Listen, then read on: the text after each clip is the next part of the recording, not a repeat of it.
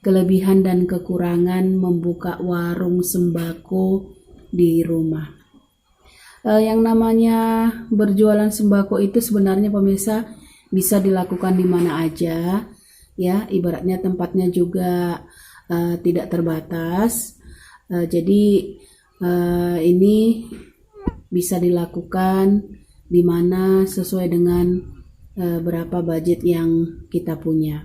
Pada dasarnya yang namanya berjualan sembako itu ada kelebihan dan kekurangannya pemirsa.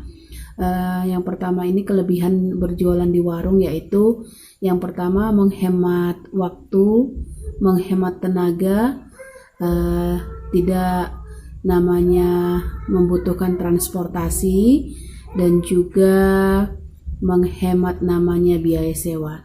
Jadi yang namanya buka usaha warung sembako baik yang besar ataupun kecil bisa kita lakukan itu di rumah, di halaman, di ruang tamu, di teras dan sebagainya. Jadi kita tidak perlu namanya memikirkan per bulan atau per tahunnya membayar biaya sewa karena kita menggunakan lahan kita sendiri. Juga kita tidak perlu terburu-buru ketika berangkat untuk membuka warung ataupun toko dikarenakan kita membuka di rumah kita sendiri. Itu dia kelebihannya. Terus yang kelebihan yang kedua, kita mempunyai lebih banyak waktu bersama dengan keluarga. Jadi segala sesuatunya faktor pertemuan, faktor namanya quality time bersama keluarga itu lebih banyak karena segala sesuatunya usaha itu dilakukan dari rumah ataupun ibaratnya selalu bertemu tiap harinya. Itu yang kelebihannya. Terus kelebihannya yang ketiga, yang namanya usaha kecil pemirsa yang pendapatannya di bawah 600 atau 60 seperti yang mama baca di sebuah artikel, ini tidak perlu namanya memiliki badan usaha, memiliki izin, karena pada dasarnya usaha kecil ini hanya memperkerjakan anggota keluarga sendiri, jadi tidak perlu namanya izin, jadi tidak dikenakan namanya biaya pajak pemirsa. Terus yang keempat, minim modal. Dalam arti kata seefisien mungkin kita menggunakan modal yang ada untuk membuka suatu usaha, karena biasanya yang dibelanjakan itu kebutuhan sehari-hari yang dicari oleh namanya pembeli di sekitar daerah kita tinggal. Itu dia kelebihannya. Terus yang keempat, kelebihan membuka di warung di rumah ini, sewaktu-waktu kita bisa buka pemirsa. Dalam arti kata kita tidak perlu namanya terburu-buru, kita tidak perlu namanya tergesa-gesa untuk membuka waktu. Jadi kita bisa mengerjakan pekerjaan lainnya ataupun pekerjaan sampingan di rumah. Jadi dengan melakukan segala sesuatunya dari rumah, beberapa pekerjaan tersebut bisa ataupun dapat dilaksanakan secara bersamaan. Itu dia. Tetapi yang namanya kelebihan pasti dibarengi dengan namanya kekurangan pemirsa. Setelah tadi kita membahas namanya kelebihan membuka usaha di rumah, selanjutnya akan mama ulas yang namanya kekurangan membuka usaha di rumah.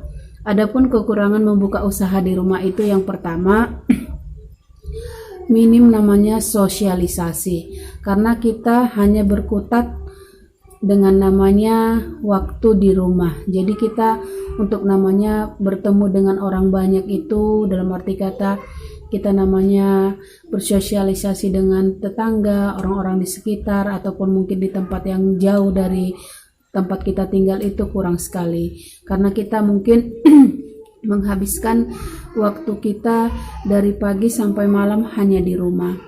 Jadi kita kurang namanya bergaul, kurang namanya update tentang segala informasi yang ada. Itu kekurangan yang pertama. Kekurangan yang kedua, namanya menjalankan usaha dari rumah itu mengganggu kenyamanan ataupun ketentraman anggota keluarga. Di samping yang namanya kita bisa quality time bersama keluarga, dengan adanya usaha kita di rumah, otomatis orang yang namanya berkunjung ke rumah itu lebih banyak. Terkadang ibaratnya berisik, terkadang namanya terjadi namanya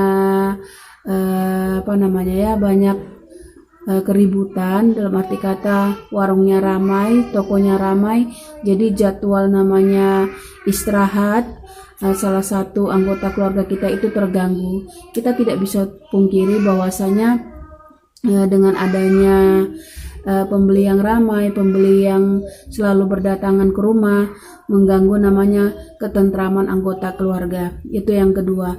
Kekurangan yang ketiga, terkadang kita kita membuka usaha warung di rumah itu, anak-anak sering mengganggu. Contohnya ketika kita berjualan, anak-anak sambil belajar, jadi konsentrasi kita yang namanya pekerjaan ataupun bisnis kita itu bisa terpecah. Itu jadi terkadang kita namanya sambil mengerjakan pekerjaan yang lainnya, memang betul bisa namanya selesai dengan secara bersamaan, tetapi yang namanya multitasking, ibaratnya mengerjakan secara bersamaan itu juga menguras namanya pikiran, menguras namanya tenaga. Jadi kita namanya tidak fokus dengan salah satu pekerjaan kita. Bisa jadi kinerja kita di usaha warung tadi itu tidak bagus dari segi hasil, dari segi pelayanan. Itu kekurangan yang pemirsa. Terus kekurangan yang keempat itu perputaran modal itu ibaratnya tidak sekencang namanya jualan di ruko ataupun di tempat lain, karena dengan modal yang sederhana ataupun minim tadi kita hanya bisa membeli barang yang secukupnya dengan diputar per hari ataupun per minggunya. Memang terkadang semua memang berawal dari hal yang terkecil pemirsa, tetapi kalau kita namanya jualan di rumah, yang kita temui orang-orang itu saja. Jadi harus ada namanya gebrakan, kita ibaratnya melalui media sosial seperti WhatsApp. Jadi dengan namanya promosi yang lebih baik, kedepannya bisa lebih berkembang lagi. Terus yang kekurangan yang berikutnya, tidak adanya kerjasama yang baik ibaratnya antara yang satu dengan yang lainnya. Terkadang di rumah itu kita mempekerjakan namanya anggota keluarga, terkadang tidak dihitung namanya pendapatan ataupun pengeluaran, karena mungkin ya sebagian apa yang didapatkan dari hasil penjualan digunakan untuk keperluan rumah. Jadi usahanya mungkin tidak berkembang, modalnya mandek, modalnya stagnan di situ. Jadi itu juga salah satu kekurangan berjualan di rumah. Jadi ada beberapa hal pemirsa yang Mama Jidni ulas hari ini.